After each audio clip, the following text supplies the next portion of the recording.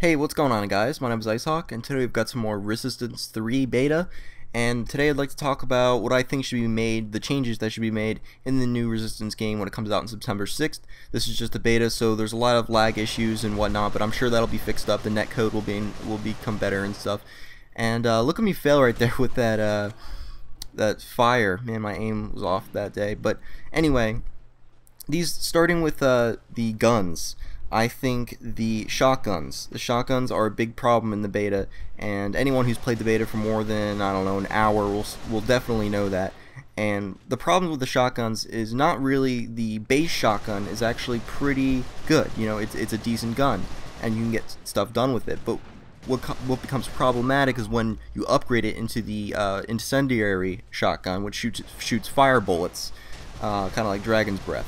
So that becomes a problem because you can light enemies on fire. Now, I think the main tweak that should be made is not the shotgun does less damage, not the shotgun has worse rate of fire, because a lot of people complain about its rate of fire, and it actually has a very high rate of fire for a shotgun. But I think what the main problem is how much damage is dealt over time with the on fire effect. And I think that's the main issue, and I think if they fix that, the shotgun will become much more balanced, and you won't be able to just rush in and take out a room full of enemies in a couple of seconds like you can now. And it's a very noob-friendly weapon as it is now, and a lot of people have been complaining about it. So I think that can probably be fixed, and I think that'll balance out the game much better. The second thing I think should be changed is the 6 kill streak. The 6 kill streak is the Auger, I believe it's called. It's basically a gun that shoots through walls, and you would think that would be overpowered. It's not. It's actually underpowered in my opinion. I think that the damage should be increased a little tiny bit, and then you should be able to get some light armor, so you don't take damage as fast and you deal slightly more. And I think every time I get a 6 kill streak, I feel like I don't really, I die almost instantly once I get it most of the time, and that's really annoying because I feel like I earned that 6 kill streak and I should be rewarded for that 6 kill streak, or those 6 kills. So if they just do that, I'm sure that'll definitely make the game a bit more faster. It'll even make it faster paced. It'll make it a little bit better, and it'll reward people better for their hard work, I guess. Next thing I'd like to go over is the heal stations, the kind of the healing perk ability, and I think the radius should be decreased a little bit, and the rate that it heals should be a little bit slower, because right now, as it is, you can get a jump on the guy, and you'll be shooting at him, and then he'll throw down a heal station, and immediately he'll go back up to almost full health, and you don't have a chance. So if they just decrease that a little bit, I think it would be much better, so they can't just turn on you all the time the second they get those heal stations. And right there, see, that was a good example of the Auger. I picked up the Auger and I activated it, and then almost immediately I died because I was at low health. So maybe when you pick up the Auger, you should get some extra armor so you don't die immediately, and you get rewarded for those kills.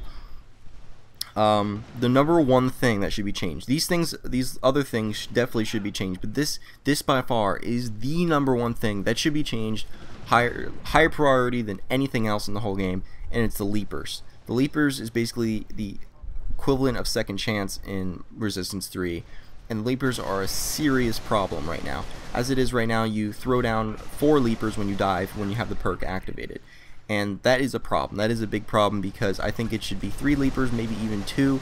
I think the leapers are actually worse than if you were to drop a live grenade, similar to Martyrdom from Call of Duty. So, because the leapers can follow you around the map. You can try running away from the body, and it'll instantly they'll just run after you and kill you, especially if you're at low health. So if you got into a gunfight and it was a really close match, and you won, but you are extremely low health, leapers will jump after you and get you, and you don't have a chance. You literally have no chance. It doesn't matter how skilled you are, you just have no chance in that battle. So if that's changed, then that'll definitely help the flow of the game and help people from complaining on the forums.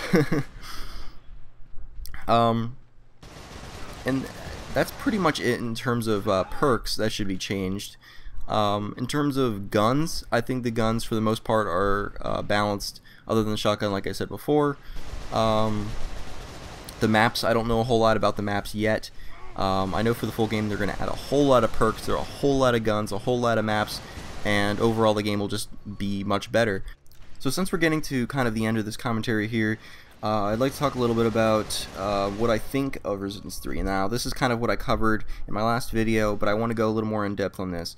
I think Resistance 3 is probably one of the best shooters I've played in the last year or so, or last few years. Killzone 3 is a very good game. I have Killzone 3 and I've uploaded a few videos on it, and yeah, Killzone 3 is a very good game, but I might actually have more fun with the Resistance 3 beta than I do with the full game of Killzone 3. This game is very fun, very fast paced, it's very rush oriented, and the number one tip I could give for beginners is know where the spawns are and have map control. So when you have map control, that means a lot of flanking, and in this game flanking is king. You want to flank all of the time. I mean, the second you run out of that gate for that spawn, you want to run straight to their flank and try to get as many kills as possible. Try to get a 3-kill streak, get your shield, and then continue on your kill streak. That's the base. That's what I would recommend, and that's about it, guys. I'll see you guys later, and hope you have a good day. See ya.